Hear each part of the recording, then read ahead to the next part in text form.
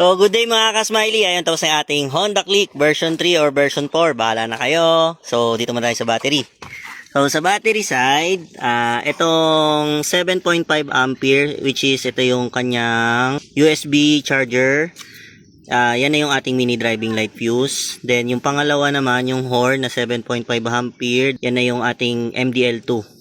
Yan. Then, itong 10 ampere na umangat dito sa kaliwa, yun ay ibang fuse. Yan na yung ating fuse ng horn, ng loud horn, PIA horn, and stock horn. So, ganun pa rin. Wala tayo ditong terminal pin. Then, wala rin tayo ditong terminal pin. Yan. So, dito naman tayo sa mga relay.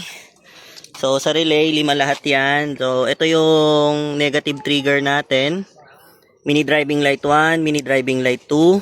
Tapos, ito yung ating loud horn. Yung color dalawang blue is loud horn. Yan. Then, yung single brown, yung kanyang stock horn. Yan. So, ito yun. Stock horn, dito nakapwesto.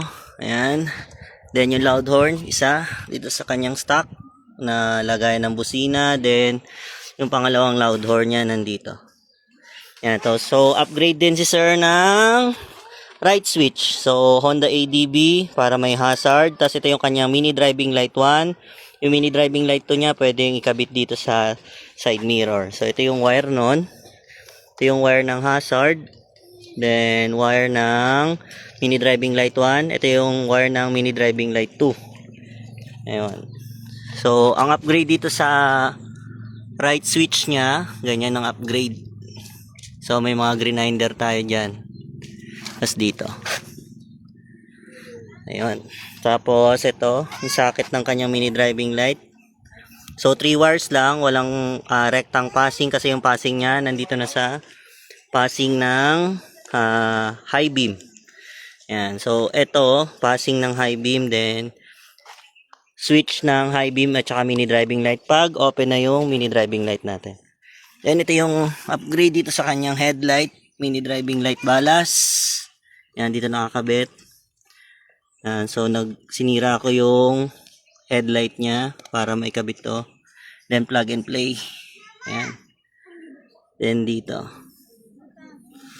So, ayun. Mamaya testing natin yan. Yung fittings ng ating horn sa loob. Yan, so maluwag. Then ito yung ating horn selector. Yan. Tabi niya yung USB charger. Test naman tayo. Yan, so ito yung passing niya. So high beam yan. Yan, wala pang mini driving light. So pag binuhay yung mini driving light, saka pa lang siya may passing.